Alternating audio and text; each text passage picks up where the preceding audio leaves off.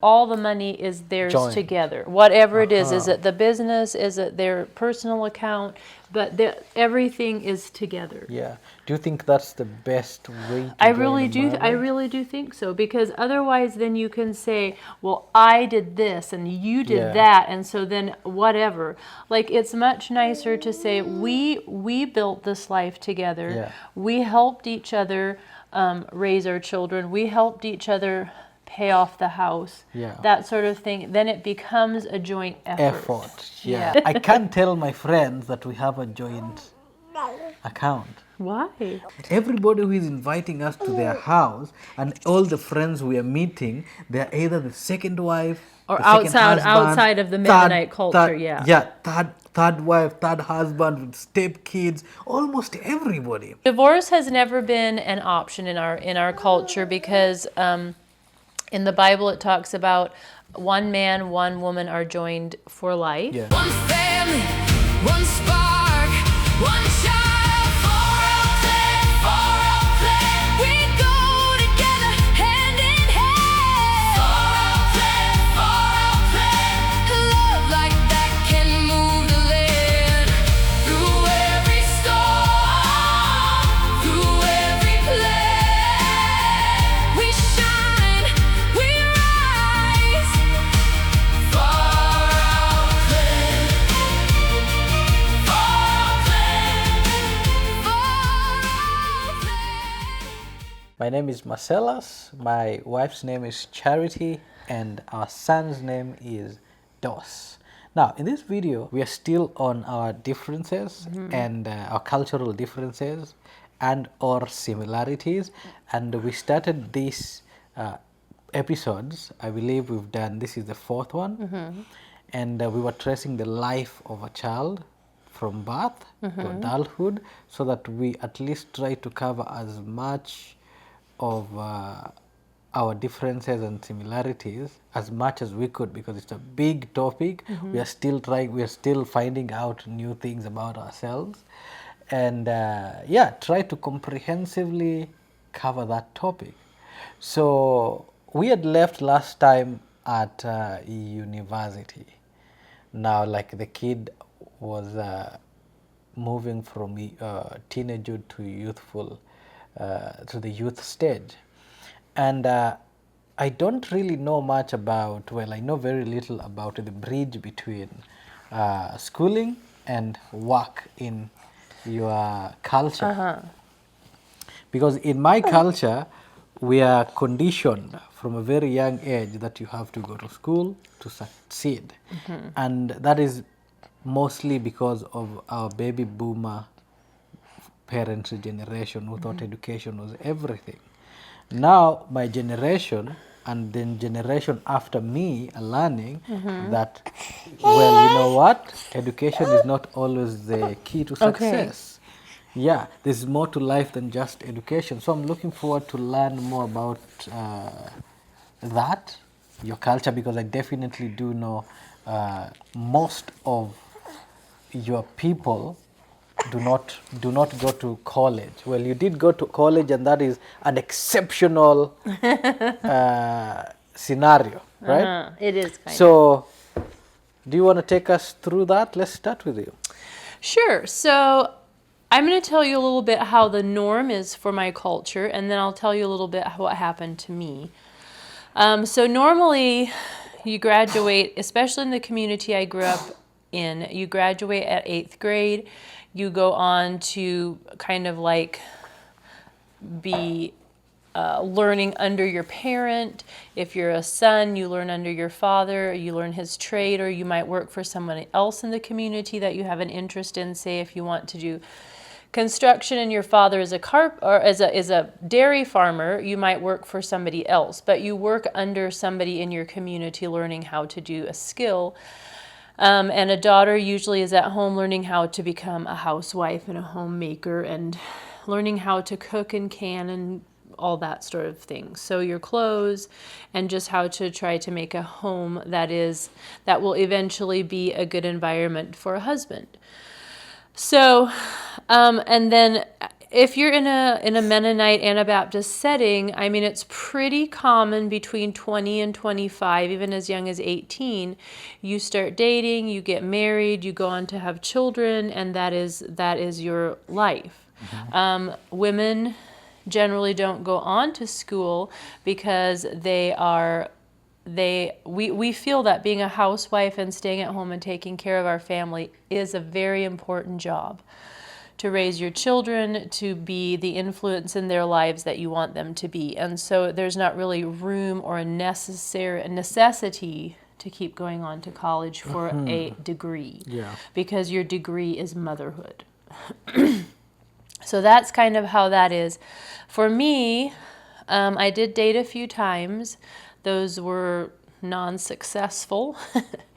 I did always have a very strong urge to become a nurse. Ever since I was 6, I wanted to be a nurse, just passionately. Tell us about that experience. When I was 6, I had a brother-in-law who passed away, and we had spent some time in a hospital, quite a bit of time with my sister and him, and whatever the case, there's not anybody medical in my family. Yeah. But when I entered the hospital, number one, the elevators were amazing.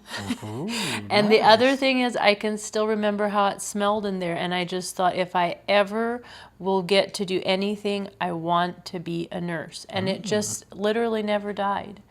I went on to be a teacher because where I lived, going on to school wasn't an option. So teaching is one thing that a lot of young ladies or young men will do, because we have private schools and we don't necessarily need a teacher's degree to teach in those.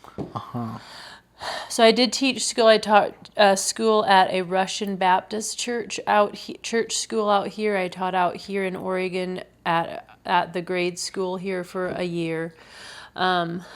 And I didn't like it. I wanted to be a nurse. I just wanted to be a nurse. Yeah.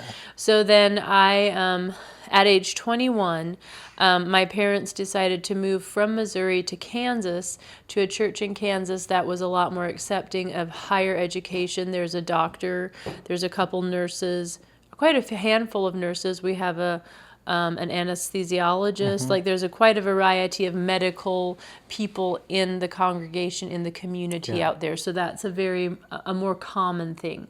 So we got to Kansas, 21. I immediately went to CNA school, did that, worked in a nursing home, 2 nursing homes, in fact, to pay for my education to go to nursing school. I was so thrilled. I was absolutely ecstatic that I got to be a nurse. Beautiful. So that's a little bit of a different trajectory than a lot of ladies or young women in the Mennonite church. And I always wanted to be married. I always thought I would have 12 children. That was my goal when I was little. I love children. I always have. Yeah. But then as time went on, I did quite a few different nursing ventures, was here and there, was in Haiti, lived in Virginia for 3 years, lived in Kansas, worked in Oregon. I actually went back to teaching school for another 2 years in Alaska and 3 years here in this community. I actually really loved teaching then, my second round around. Yeah. But then the 1 year I taught school in the morning and worked at the hospital in the evening to try to figure out which one I really wanted to do. And nursing just won. Good. Because I just wanted to be a nurse nurse. still.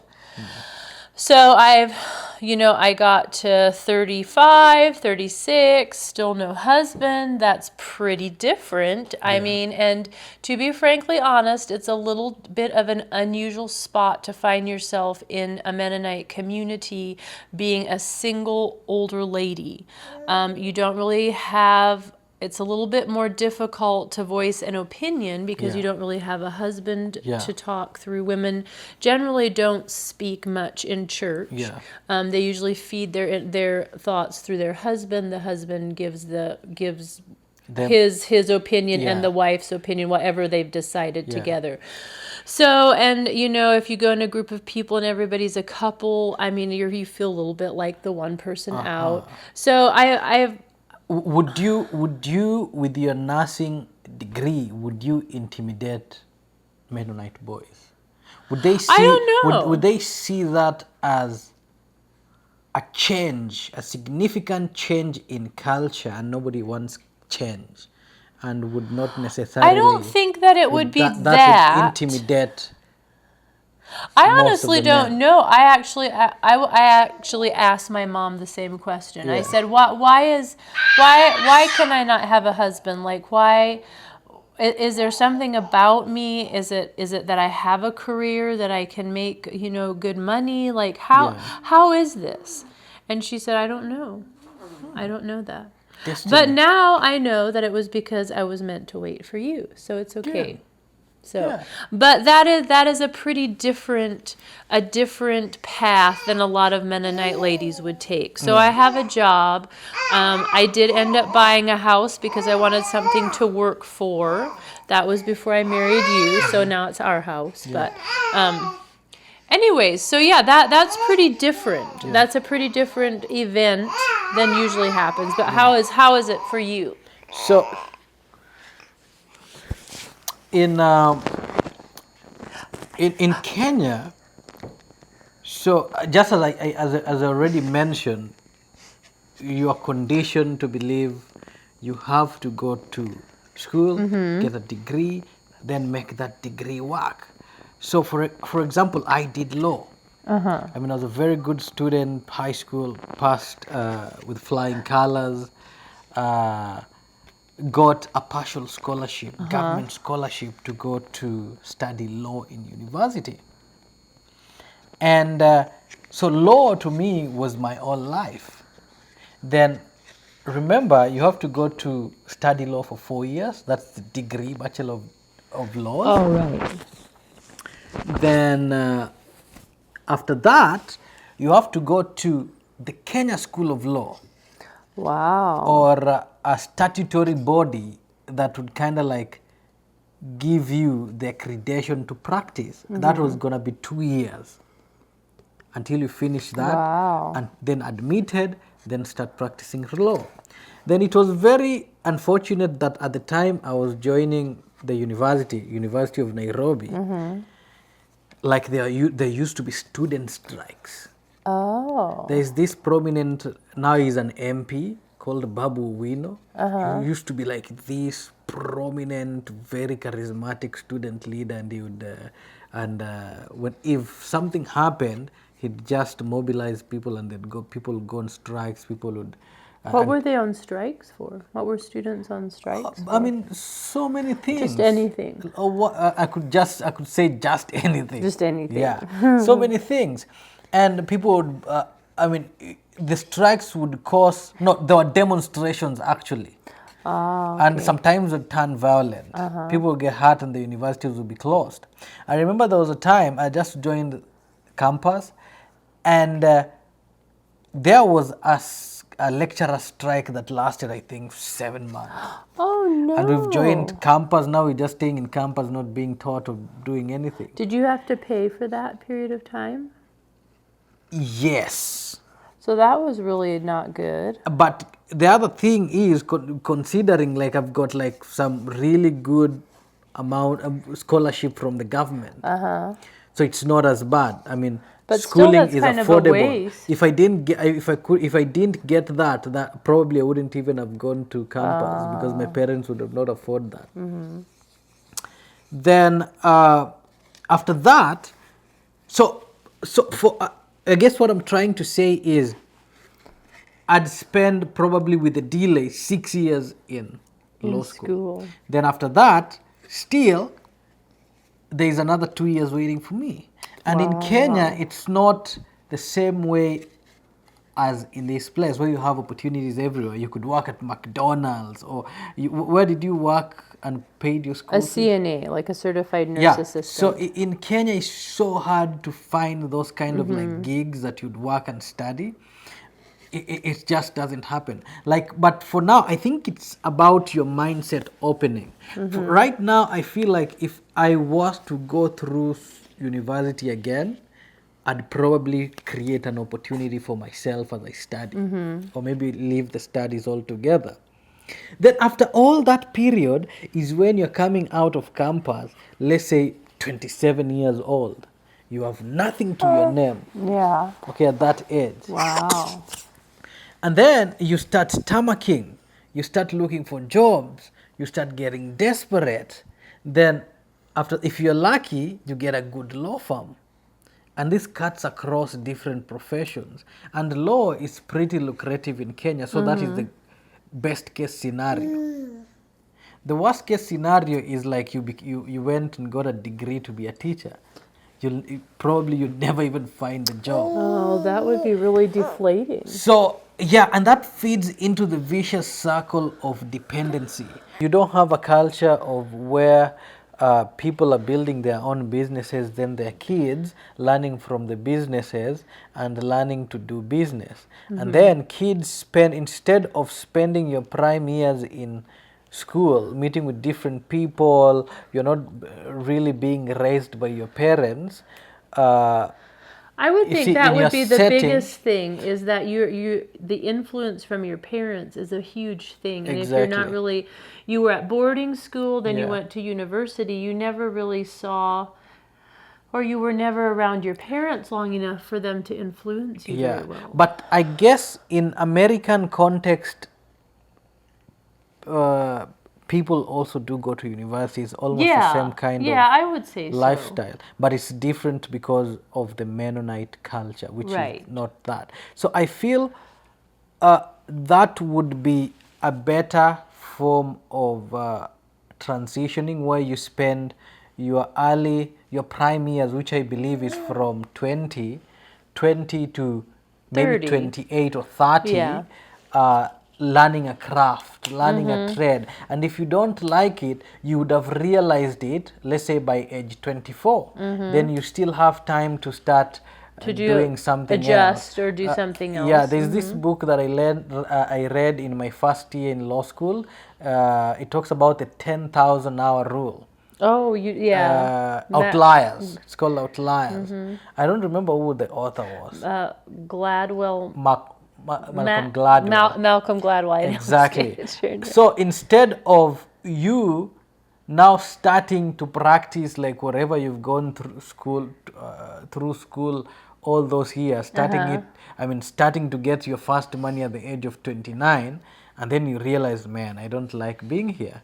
Then at that point, you've wasted your priming. Your prime years are starting to come down. I mean, technically, you're stuck in whatever you did not want to do. And Well, then, so then if you want to get married, do you get married in the middle of university when you have nothing? Do you wait till you're out? so what I realized, my observation is, talking of university, some people would have kids in university. Some people will end up cohabiting, which is right now it's an identified form of marriage. If you cohabit for, I think, 6 months or something, Oh, really? it's identified, it crystallizes into a marriage, and some other characteristics if you have kids and such. Yeah. And people just live from, they don't have marriages and such. Now in other, there's so many people who never go to university and they end up just living in villages. Some are really good. Some start businesses, okay, but that's too broad. We're not going to discuss that in the interest of time. So it's all these different pathways that most of them don't resemble your culture, where like if it's boys, they go working with their dads. So boys would learn to be business people in that sense. Well, a lot of them are their own, like have their own businesses. Exactly. So in that way, you learn how to be, How to manage. how to manage, how to interact with your customers, Yeah. all of that stuff. So that is the difference in how this kid is transitioning from education to now a career. You see how different Yeah, it is? There's a subtle difference in that. Now let's talk about settling down. Okay. Okay, property. Let's talk about property. Let's talk about finance. Let's start with finance. Okay. What was the most prominent thing that you've learned from your parents or from your culture about finance? I would say if we were going to look at what I from my parents, something that I would always really wanted to have is to have it be a joint effort as a couple.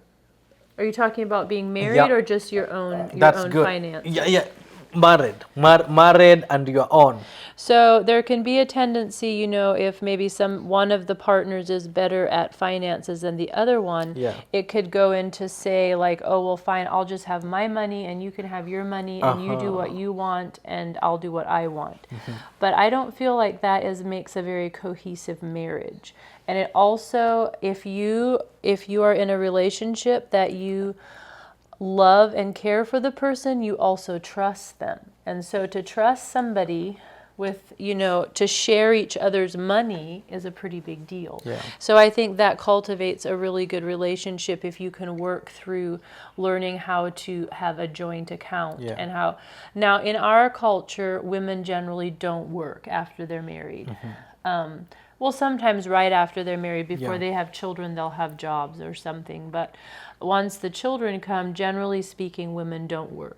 So the husband provides, and yeah, so you have to figure out a way that, you know, you can make that work together. Yeah. And do women, do both of them own a joint account, a single account? I mean, I'm not sure how everyone does it, but Yeah. I think that I would say from my siblings, what I Yeah. can tell is that all the money is theirs Joint. together. Whatever it is it the business, is it their personal account, but everything is together. Yeah. Do you think that's the best way to I go really in a do. I marriage? really do think so, because otherwise, then you can say, "Well, I did this and you did Yeah. that," and so then whatever. Like it's much nicer to say, "We built this life together. Yeah. We helped each other raise our children. We helped each other pay off the house. Yeah. That sort of thing." Then it becomes a joint effort. Yeah.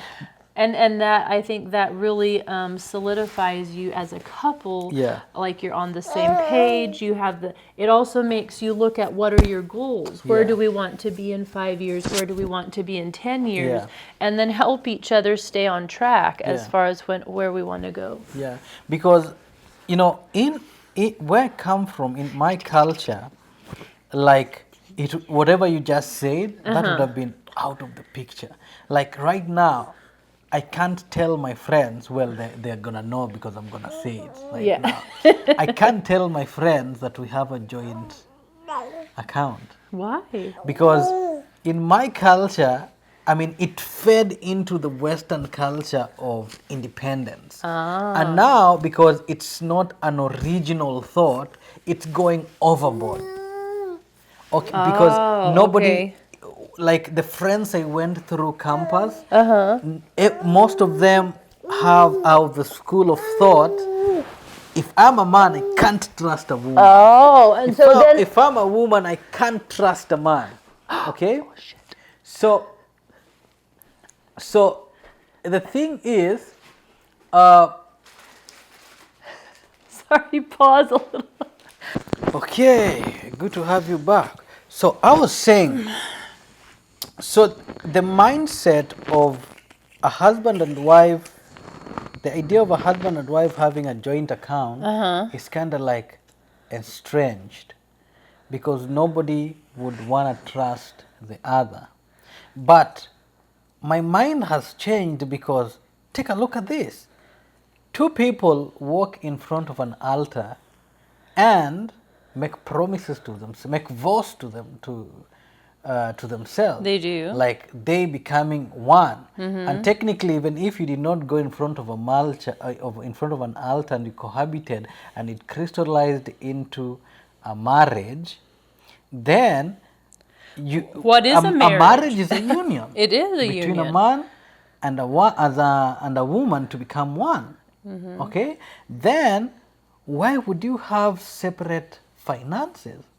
Then from And you know, finance is a big deal It in is. a relationship and in marriage. They say that that's one of the trigger points of a lot of unhappiness Yeah. in marriage. So from my observation, my parents did have different accounts. They did not have a joint account. And I saw the problem with that because neither trusted the other. So when one said, I don't have money, the other one will tend to think, Yeah, right. Hey, he does too have he money. does have money. Then it's not even like a matter of like, I'll tell you, here, look, my account is 0. Yeah. It's the matter of, I'll not even show you my account. You don't know my PIN. You don't know this. Okay? Such that there was, that breeds mistrust. And then finance now, from the mistrust that you've always had from your peers, from the culture, finance just pronounces it. Okay? And then it's something you live with. And for some reason, I think people having separate finances don't do well in marriages. And that is my uninformed opinion. I mean, Because I'm we sure definitely- there's some I people that definitely can. I mean, there are people with Yeah. different finances. Let's say the husband is the only one that work, and the woman doesn't know the husband's finances, and the husband probably, and the woman probably likes it because the man takes care of it. But from the point of trust, like if you told me, hey, let's have a joint account, and I say, I don't have a joint account. I remember when I came here, that's the first thing you asked me. Remember when we got married? What did I say? You asked me, should we have a joint account or separate account? And I was like, oh, I don't really care. Like, but then I was of the opinion of, let's have a separate account. I mean, I did not even give, Well, that was just give your it thought. context. That was just from my parents and everything. Yeah. And I did not know, in a nutshell, that a man and a wife, a single account would work well. How did we decide to do? I remember you asked me and I was like, I don't really care. And you were like, oh, let's have a single. And I was like, well, okay. That's funny because like I would have never even thought that would Yeah. like that was And- something unusual. And that is good because it also makes both of you understand that, hey, you know what? Whatever you are building towards something, this is Yeah. all Well, it's ours. also accountability. So I know that you see. I mean, not that I ever Yeah, feel yeah. like, oh, whatever. You know. So, I wouldn't be tempted. I mean, there are times when I'm like walking somewhere and I see a really cool machine, Yeah. but I wouldn't buy it because I'm like, oh, she's just gonna see that purchase and you're like, oh, this is not gonna. Did we really need Need that? that. But you also help Okay. me because you're like, you know, you don't need to spend that money right now, which is true. Yeah. The most important bit of it is getting you to actually. I mean, I know, like, and people out there might not trust their spouses. They have their own reason. But for me, at least I can speak for me. I'm like, hey, I trusted you completely. I want to love, I want to feel loved. I want to get into this with both my feet. Like, I don't want to get into this with one feet and then have doubts and all that. I'm like, hey, you know what? I've given you everything, my security. If anything happens, or I mean, this is also real life. Like, people have quarrels, people like separate, people divorce, okay? And not very many people have the guardrails of the church. That's and true. the good culture that I've seen in the Mennonite community where divorce is actually not discussed. It's So not- I would say that's another huge thing. Yeah. So if divorce is on the table Yeah. all the time, or it's an available back door out, Yeah. and that's a huge. I mean, for me, if I was married with that Yeah. with that option, Yeah. I would always feel really nervous. Yeah. And I probably wouldn't be trusting because I would think, well, what if one day you decide to walk out on me? I have to be prepared. Yeah, So I don't want to definitely. give you all my money in account because then what will I have to get, to live on if Yeah. you would leave me? So I feel like that is one thing about divorce that is, that can be. I mean, so just as you've said, I mean, it's good you raised divorce. We're gonna talk about it next. I mean, the way I see it is, we are getting into this marriage, and we have no divorce in mind. Right. Okay, and I feel a single account is actually one of the nice measures of really telling to what extent have you committed to this marriage. Yeah, I think so. Anyway, it's not that, come to think of it, we've never had such an in-depth discussion about We haven't finances, actually. but it's It's kind of nice to kind of look back and Evaluate see it, how right? we are or why we're doing things the way we are. good. Now let's talk about divorce. Now, in my culture, people don't talk. I mean, divorce is not always on the table. Okay. I mean, it is there legally, and there are grounds for divorce, but you don't see high rates of divorce the way you see it in this country. And also to mention, in your community, haven't seen I've distinguished between how the rates of divorce in your community or in your culture and the rates of divorce in the conventional American Yeah. culture, because everybody who is inviting us to their house and all the friends we are meeting, they're either the second wife Or the second outside of the Mennonite culture, yeah. Yeah, third wife, third husband with step kids, almost everybody. So tell us about the divorce culture in America and the perspective, the perception of divorce in the Mennonite culture. And before you begin with that, just quickly, let me mention that in our conversation, we usually don't plan these conversations that we are having. And sometimes we might fall short of eloquency or fail to fully express our chain of thought.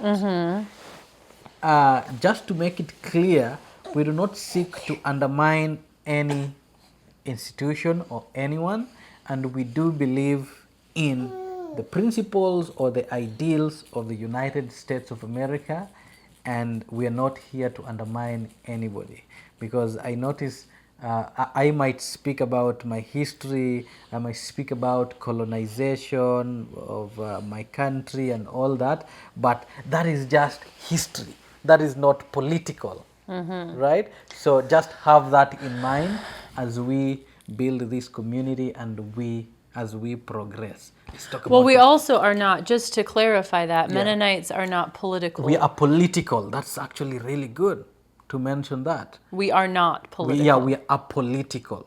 We are. No. Apolitical means you're not Oh, political. apolitical. Oh, sorry, honey. I thought you were saying we are, and I was like, what? I know what you mean. No, you're American, and I learned British English, so yeah. Yes, apolitical. There you go.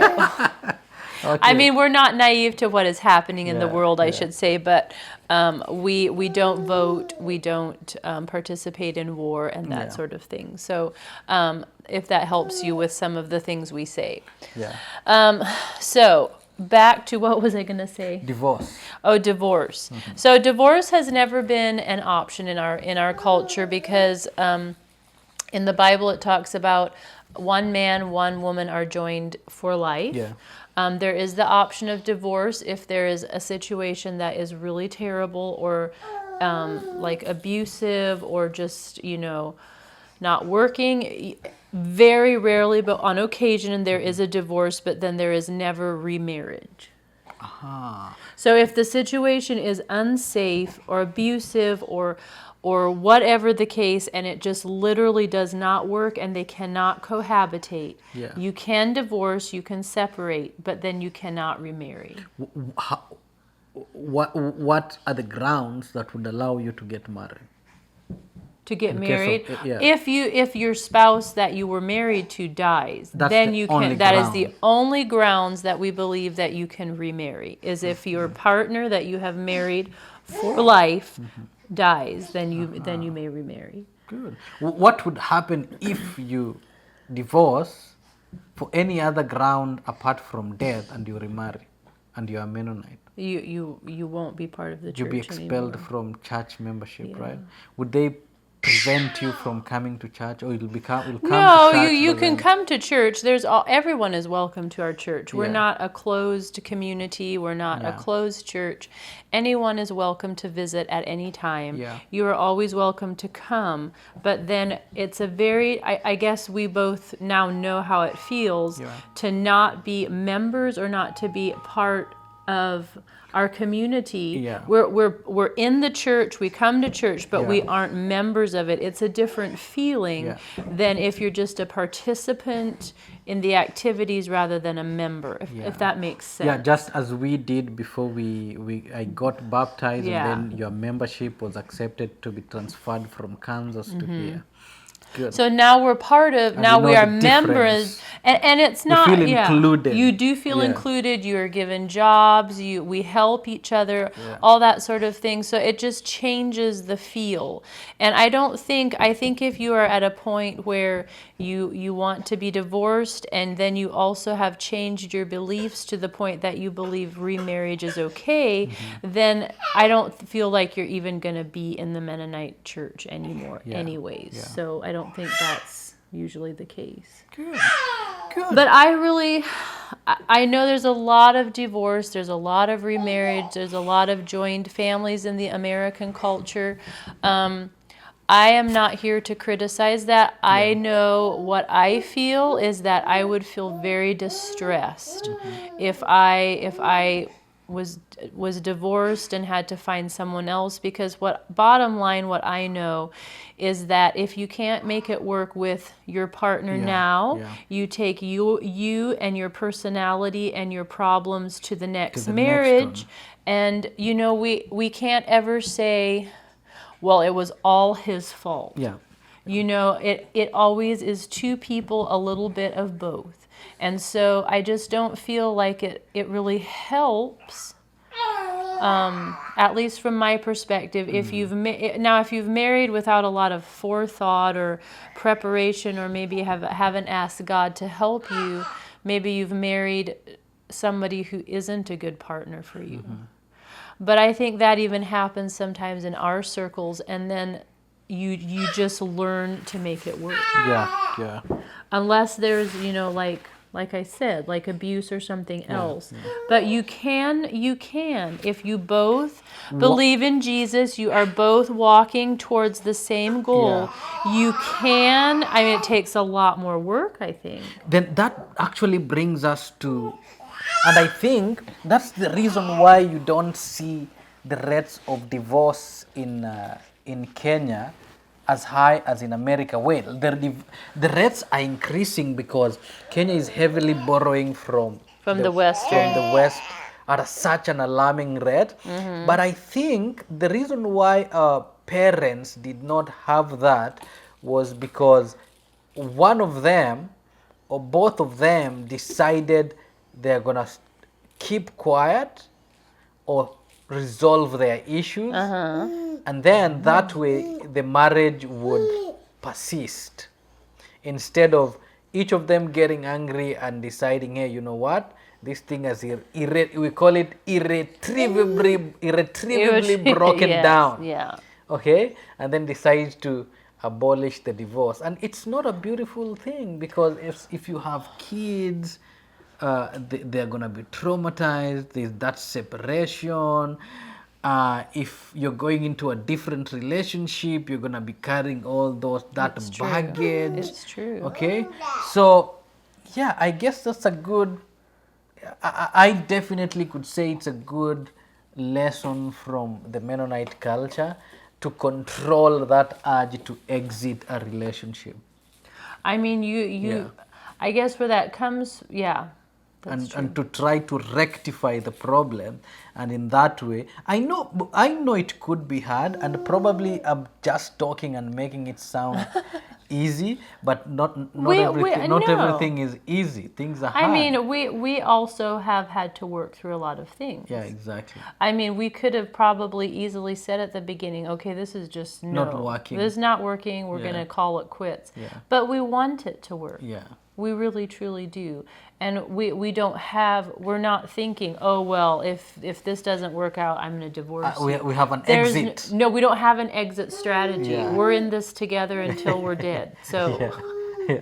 that sounds terrible. We want to be in this together. I do want to be in this with you, but Yeah. I'm just, yeah. Yeah. That Let's makes talk about property ownership. Okay? Okay. How easy is it to get property here? In the U.S.? Yeah, and majority of our audience are American, so probably they already know everything about ownership. Well, of I'll give property. you a little. I'll give Yeah. you a little Probably brief I should thing. just say about how it is in Kenya, but you, go ahead. I'll do like 2 Go minutes. ahead, yeah. So I grew up in the Midwest. I Yeah. grew up in Kansas and Missouri, and in Yeah. those states, when I came out here first, I saw this house and I was like, oh, you okay? Sorry. Okay. Yes, it's okay. This would be a good thing for me to work towards rather than just kind of fritter my money away that I'm making Yeah. as a nurse. So I came to buy this property, and I thought in the Midwest we would make bids on something and you would make a bid on. Oh, Now that is pretending now. are you okay? Sometimes he just likes to do it when he Do you want to realizes sit by he Daddy can't. for a second? Yes, you sit, you little guy. You sit, you titty. So as I was saying, so we would have made a bid. Let's say this was listed for 300,000. You would always make a counter offer 250,000. Then they would make a counter offer. Well, when I came to buy this house, they were like, they're not taking offers. It is what it is. So that's a little bit different. Also, particularly in the Willamette Valley, it's heavily zoned. There's a lot of farming, agricultural going on here. And so you can't just buy property on a whim. And it's also very expensive. I would say across the U.S. it's more expensive, but I would say in the Midwest it's still easier to get a substantial piece of property and a farm for a reasonable amount of money than it is particularly out here. So back to you. Yeah. So I guess most Americans understand the system of house ownership here. Yeah. How it could be hard to own a house. You have to pay a mortgage, maybe 30 years. Yeah. And all that. So I'm not gonna regurgitate about that. But one stark difference I notice is, I'll speak about real property. Okay. or real estate as most people know it. I'd say land surprisingly is more expensive in Kenya than in the US. Really? But that shouldn't even be a surprise because the US is actually really big. There's a lot Well, of yeah, land in this comparison, Kenya wouldn't have as much property even to sell country or for the to own. communication. Yeah. I mean, for the population that we have. But land is more expensive than in America. Mm-hmm. But here is the stark surprise. Even though land is more expensive, it's easier to buy land in Kenya Really? than here. No, it's easier to buy. Let's talk about a house, because land is actually pretty cheap in America. Not here, but Not in the Willamette Valley, but it's easier for you to buy land in America, right? Just land without a house. yeah, you could probably get a piece of property like No, that without with- land, yeah. without a house. Yeah. Yeah. So in Kenya, it's fairly easy once you've got a job, okay, to buy land. I mean, a piece of land.